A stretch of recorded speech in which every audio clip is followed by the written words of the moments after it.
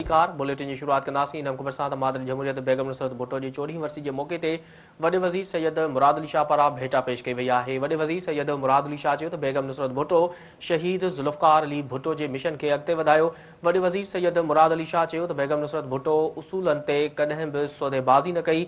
वॾे वज़ीर चयो त बेगम नुसरत भुट्टो जूं जमहूरियत आइन ऐं अवामी हक़नि वारियूं ख़िदमतूं विसारण जोगियूं न आहिनि। संदसि चवणु हो त शहीद भुट्टो की क़यादत बाद बेनज़ीर बेगम नुसरत भुट्टो जमहूरियत लाइ जिदोजहद जारी रखी।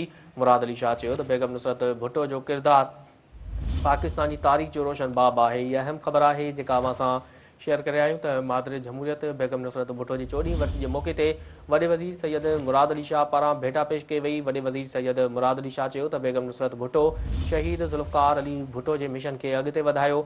वॾे वज़ीर मुराद अली शाह चयो त बेगम नुसरत भुट्टो उसूलनि ते कॾहिं बि सौदेबाज़ी न कई। वॾे वज़ीर चयो त बेगम नुसरत भुट्टो जूं जमहूरियत आइन ऐं अवामी हक़नि वारियूं ख़िदमतूं विसारण जोगियूं न आहिनि। संदसि चवणु हो त शहीद भुट्टो की क़यादत बाद बेगम नुसरत भुट्टो जमहूरियत लाइ जिदोजहद जारी रखी। मुराद अली शाह चयो त बेगम नुसरत भुट्टो जो किरदारु पाकिस्तान की तारीख़ जो रोशन बाब आहे।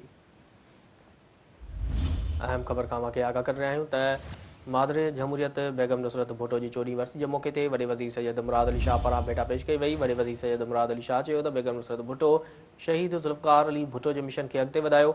वॾे वज़ीर सैयद मुराद अली शाह चयो त बेगम नुसरत भुट्टो उसूलनि ते कॾहिं बि सौदेबाज़ी न कई। वॾे वज़ीर चयो त बेगम नुसरत भुट्टो जूं जमहूरियत आइन ऐं अवामी हक़नि वारियूं ख़िदमतूं विसारण जोगियूं न आहिनि। संदसि चवणु हो त शहीद भुट्टो की क़यादत बाद बेगम नुसरत भुट्टो जमहूरियत लाइ जिदोजहद जारी रखी। मुराद अली शाह चयो त बेगम नुसरत भुट्टो जो किरदारु पाकिस्तानी तारीख़ जो रोशन बाब आहे।